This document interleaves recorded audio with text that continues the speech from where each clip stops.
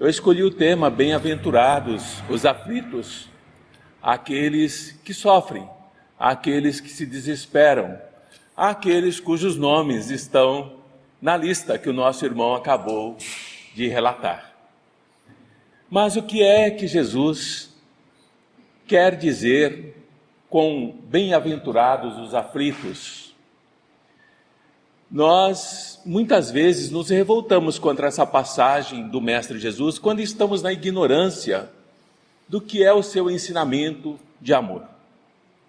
Muitas vezes, nós não entendemos o que ele está falando. Mas antes de adentrar a esse tema, nós conhecemos, ou mesmo nós, houve momentos em nossas vidas em que nós, em grande desespero de alma, em grande angústia, nós adentramos uma igreja católica e nos colocamos de joelhos e conversamos com Deus. E abrimos o nosso coração e a nossa mente, onde em grande aflição, em grande desespero de alma, nós pedimos por nós, pedimos por um ente querido, pedimos por uma oportunidade melhor na vida. Outros se dirigem aos templos evangélicos e também clamam em desespero, em agonia, em aflição de alma, a busca pela misericórdia do Pai. Outros adentram os templos de Umbanda, de Candomblé, de Quimbanda, também buscando misericórdia para a sua aflição, para o seu desespero. E outros adentram as casas espíritas, também procurando um lenitivo para a sua alma, para aquele desespero que está vivenciando. E assim em todas as doutrinas, em todas as religiões, há sempre aquele que está procurando um lenitivo, um alívio para a sua aflição, para a sua dor, para o seu desespero. E a maioria deles, a maioria de nós, queremos uma resposta imediata, queremos uma solução como um grande milagre, na rapidez de um relâmpago. Mas o Mestre Jesus nos alerta, à medida que vamos aprendendo o seu Evangelho, que o reino de Deus, o reino da bondade, o reino do amor, o reino da fraternidade, o reino da solidariedade, não se ganha de assalto, não se ganha abrindo as portas e rompendo céus adentro, cobrando aquilo que nós achamos que somos merecedores. E dessa forma nós temos a falsa impressão de que o nosso clamor, de que o nosso pedido, de que a nossa busca por uma resposta não foi ouvida, que nós não somos merecedores da atenção do Pai.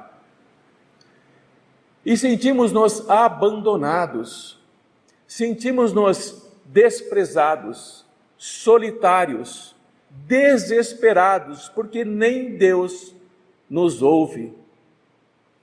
E ficamos mergulhados nessa profunda noite de sofrimento, da qual nós não conseguimos sair mais, porque o nosso pensamento, o nosso sentimento, o nosso desespero nos aprisiona nessa cela escura da própria alma. E Jesus nos fala sobre isso de uma forma muito bonita.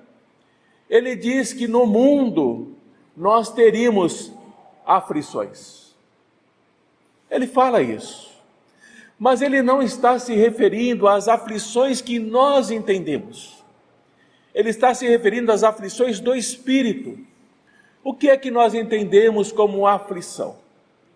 Uma doença, a perda de um emprego, a morte de um ente querido, de um filho, de um pai, de uma mãe, um filho que mergulha nas drogas, uma filha que mergulha na prostituição, um filho que se bandeia para o tráfico. Nós vemos isso como aflição. Mas a aflição, na realidade, é aquilo da qual nós não podemos nos libertar.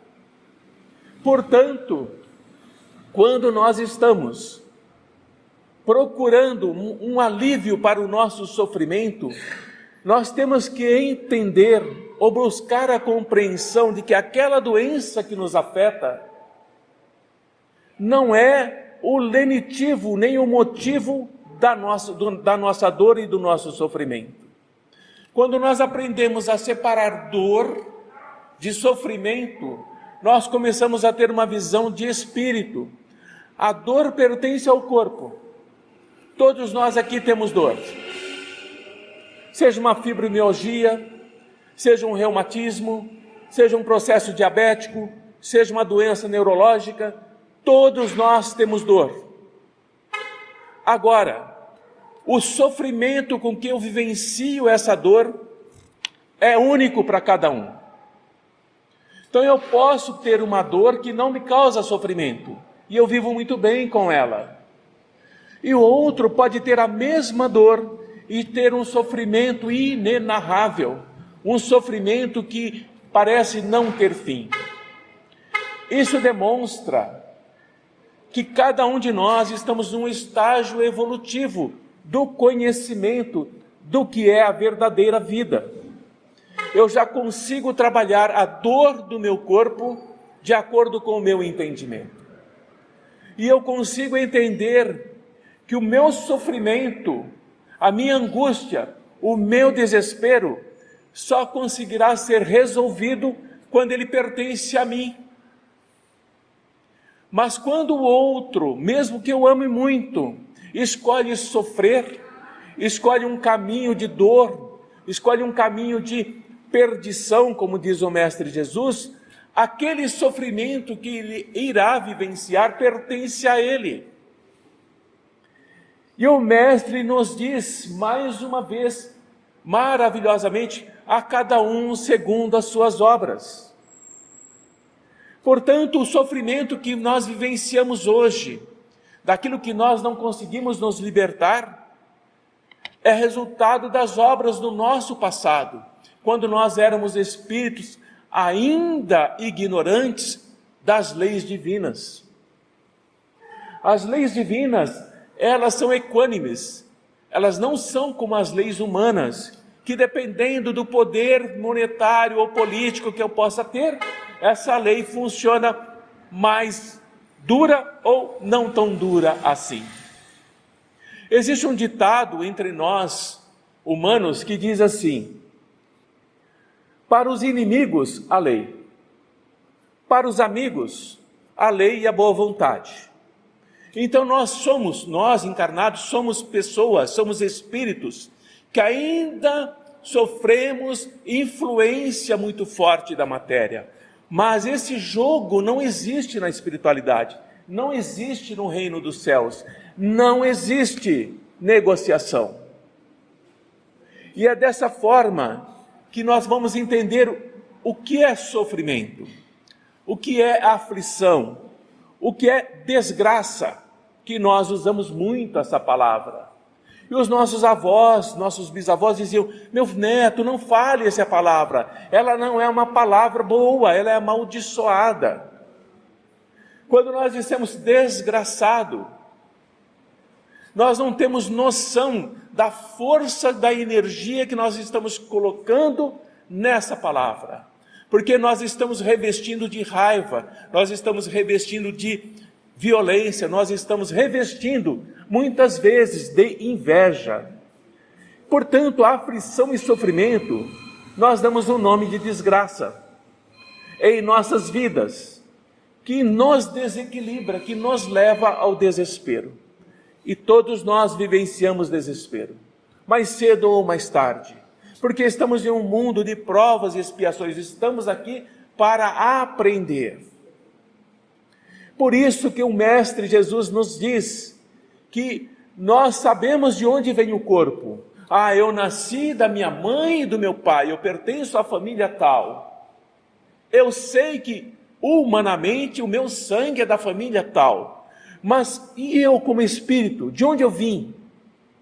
O que eu fui? O que eu trago de aprendizado? O que eu trago ainda para aprender? O que é que realmente aconteceu comigo como espírito que me levou de novo para renascer? E essa passagem do renascimento, ela é muito bem explicada em sofrimento e aflição no festim de núpcias de Jesus, quando o rei manda convidar os seus súditos para o casamento do seu filho. E na história da parábola, chega um momento em que o rei adentra o salão e pergunta a um dos convidados: por que estás aqui, meu amigo? Por que não estás com a roupa, com as vestes nupciais, com a roupa adequada para aquele momento de alegria, de bondade, de amor? E o rei diz aos seus súditos, aos seus soldados: ata-lhe os braços e as pernas e o coloque para fora, onde haverá pranto e ranger de dentes. Esse festim de núpcias na parábola é o reino dos céus, onde só entram os convidados. Mas não é qualquer um que é convidado, é aquele que já pratica o bem, que já pratica a bondade, que já pratica a solidariedade na medida da sua compreensão. O que eu entendo por bem, o que ela entende por bem, o que ela entende por bem, o que nós entendemos por bem. Portanto, o bem que eu pratico jamais será igual ao bem que o outro pratica, porque eu entendo o bem daquela forma. Mas eu já sei que o bem me isenta do mal. Eu deixo de fazer o mal e não serei lançado para fora, onde haverá pranto e ranger de dentes. Então, na parábola do festim de núpcias, aquele que é jogado para fora é o que tem que nascer de novo. Ele não pode ficar lá. Ele renascerá para aprender, para se modificar, para cair num mundo onde haverá aflições e sofrimentos. Dessa forma, quando nós falamos que aconteceu uma desgraça na minha família, aconteceu uma desgraça com o meu amigo, comigo ou com o meu irmão, nós estamos equivocados, porque o Pai não pune a ninguém. Nós temos que meditar sobre aquilo que falamos. Nós temos que entender que aquilo que vivenciamos, o que o meu irmão vivencia, o que a minha mãe vivencia, o que o meu pai vivencia e o que eu vivencio, são consequências dos meus erros, dos meus equívocos, do meu egoísmo, da minha violência do passado. A doutrina espírita, muitos não gostam. Muitos acham a doutrina espírita muito dura, muito incisiva, mas não é a doutrina que é assim. É o Evangelho de Jesus que nos fala que tem que ser assim. E para se pautar no Evangelho de Jesus, que é um Evangelho de amor, nós temos que nos modificarmos. Nós temos que olhar para nós e ver o que há de escuro em nós. Qual é a sombra que está em mim? Qual é a solidão que eu vivo? O que é que eu valorizo como vida? O que é aquilo que eu levarei quando eu desencarnar, quando eu morrer? O que eu levarei? E eu levarei aquilo que eu construí como alma, como espírito. Nada mais levarei. Se eu me tornei melhor a cada momento, a cada dia, ano após ano, é isso que eu vou levar. Mas se eu mergulhei naquilo que é matéria, no poder, na riqueza, na violência, na sexualidade, no egoísmo, é isso que eu vou levar. Mais uma vez nós nos equivocamos quando dizemos para aquele que desencarnou, para aquele que morreu na nossa família, que ele está descansando em paz. Depende de como ele viveu. Ele não irá se transformar após a morte, ele continuará sendo aquilo que foi. Não depende de extrema unção do padre, não depende do arrependimento dos pecados, não depende de dar ou não dar esmolas no final da vida, distribuir a sua riqueza no final da vida. Depende do bem que fez ao longo da vida.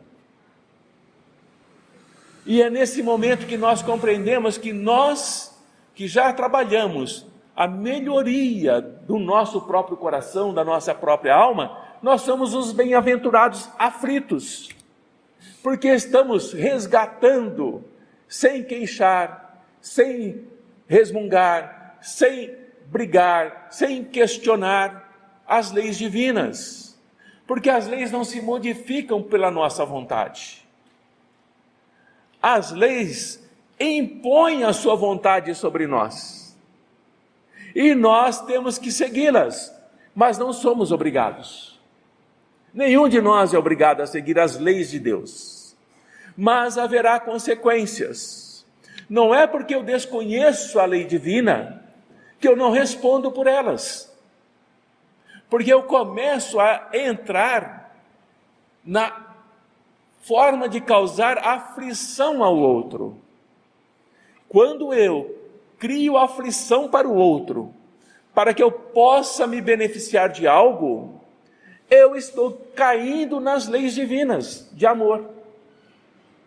Eu estou entendendo que aquele sofrimento que eu estou causando, do qual a minha consciência não vai fugir, porque ninguém precisa saber, eu sei, e se eu sei, e se a consciência divina está na minha consciência, eu estou devidamente enquadrado dentro dessas leis.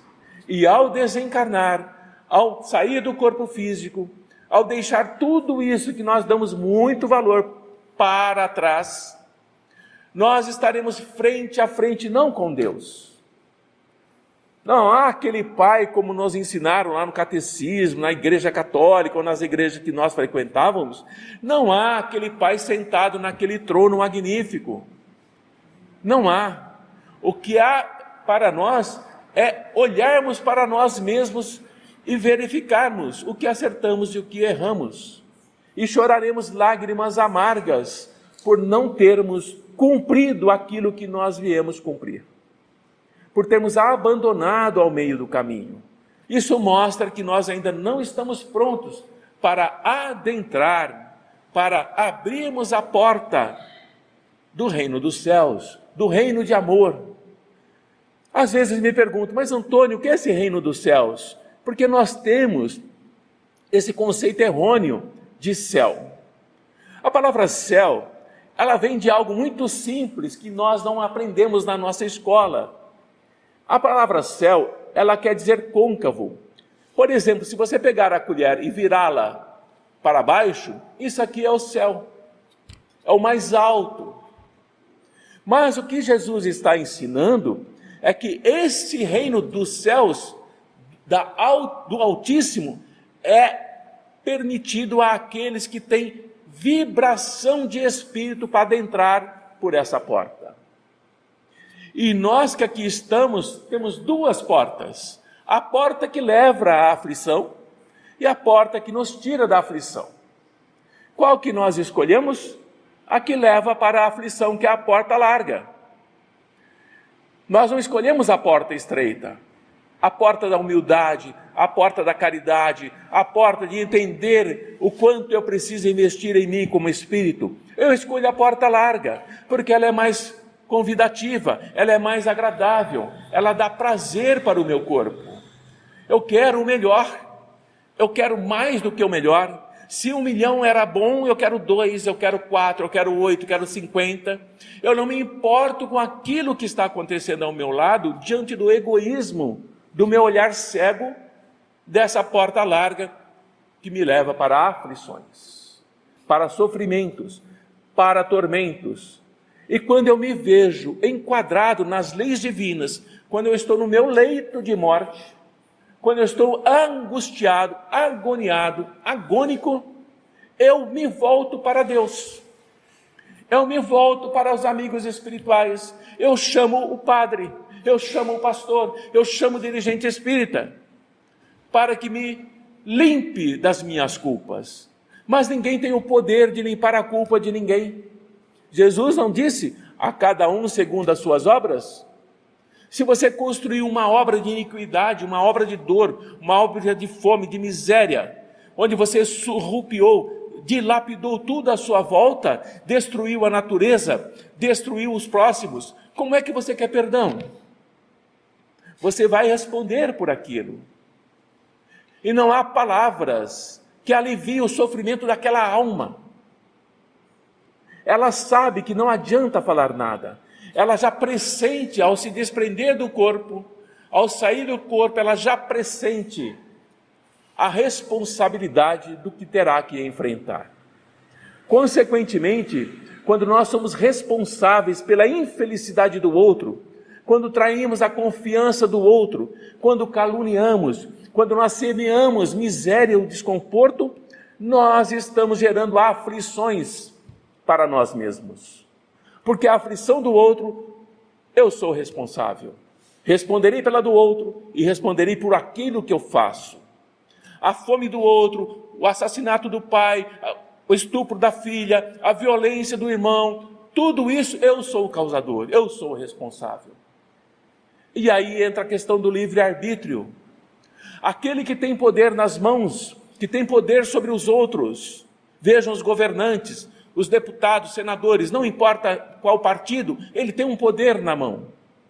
E ele é responsável por aquele poder que vai beneficiando ou prejudicando. E por isso que o Mestre Jesus nos fala, não é pelo muito falardes que o Pai vos ouvirá, porque eles falam muito, mas sim pelo que vai em vosso coração. Bem-aventurados os aflitos, bem-aventurados aqueles que já sabem das leis divinas, que entendem a aflição que estão vivenciando, que não repudiam, que não tripudiam, que não discutem, mas entendem, Pai amado, Pai de misericórdia, graças te dou por ter passado por que eu estou passando. Como Jesus no Horto das Oliveiras. Pai, não seja feita a minha vontade, mas a sua. Porque a carne é fraca, mas o espírito está pronto. Não era a vontade do Mestre, ele está dizendo, não é a nossa vontade. Eu, que venho direto do Pai, não tenho a minha vontade atendida, embora eu estou pedindo. Pede, pede e chora. Chora lágrimas de dor, suor de sangue na pele. Não por ele, por aqueles que iriam crucificá-lo, por aqueles que estavam procurando-o para matá-lo, porque ele sabia que eles responderiam por toda a aflição daquela nação que está até hoje. Uma nação orgulhosa, uma nação prepotente, uma nação escravizadora. 400 anos de escravidão no Egito e não aprenderam nada. Agora estão escravizando outras tribos, outras nações, responderão por isso. Causam aflições, responderão por aflições. Portanto, bem-aventurados nós que aqui estamos, apesar das nossas dores, apesar das nossas doenças, apesar das nossas necessidades, apesar da nossa pouca compreensão do reino divino.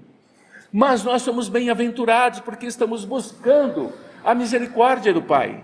Pai, estou aqui, aceito a encarnação, passo pelas provas, aprendo pouco a pouco, que eu possa um dia ser digno de entrar no reino dos céus, ser digno de entrar no reino daqueles que foram escolhidos pelo amor, que eu possa continuar nessa porta estreita, na porta da necessidade, na porta do sofrimento, na porta da angústia, na porta da minha agonia, porque eu sei, Pai, que me amas e não me faria nenhum mal, nem me desejaria nenhum mal. Portanto, o que me acontece é fruto daquilo que eu mesmo fiz. Assim, meus irmãos, meus amigos, nós vamos encerrando essa forma de nós falarmos. É importante nós não considerarmos que nós sofremos porque nós fomos os piores seres do passado. Não fomos.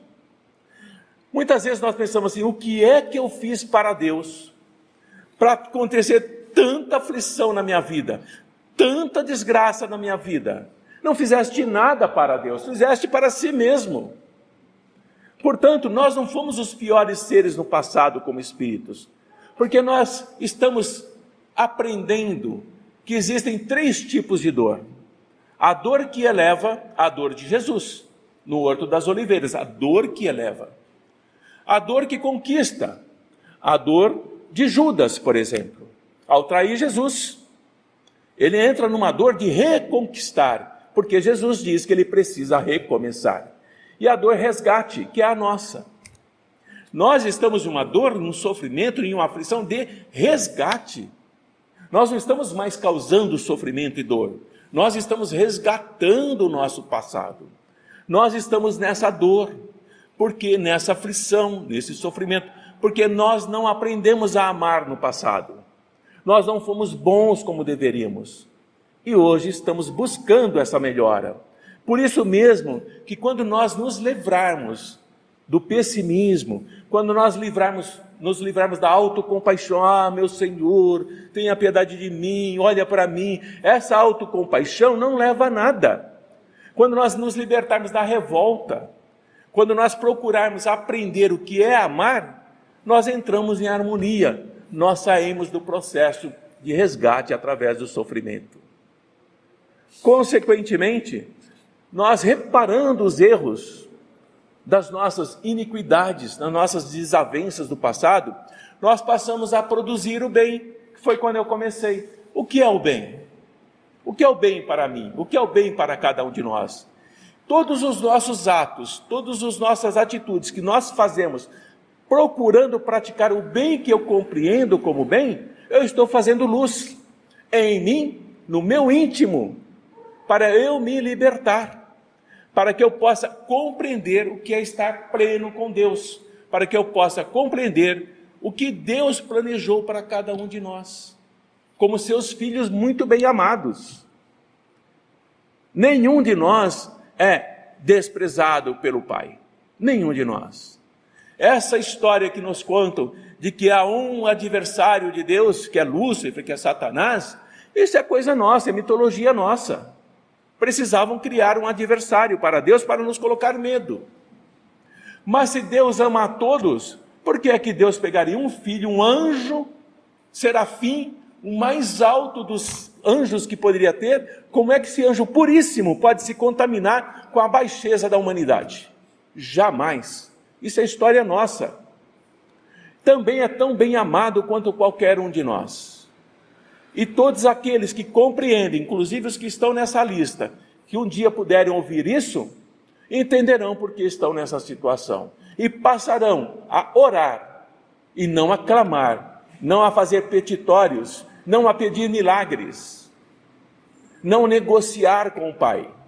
Porque o Pai não negocia. O Pai quer que as suas leis sejam cumpridas. Leis de amor. E aquela lei de ação e reação que nós lemos aqui na doutrina espírita, ela é uma lei de amor, sim, porque ela não atua sobre nós com toda a sua força. Não atua, porque se atuasse nós não existiríamos, diante de tanta iniquidade que já praticamos. Mas vem a lei de amor, que alivia a ação da lei de ação e reação. O Pai nos ama e nos dá oportunidades, seja aqui no planeta Terra, seja em outros mundos, porque há muitas moradas na casa do meu Pai. Qual morada nós iremos? Depende de nós.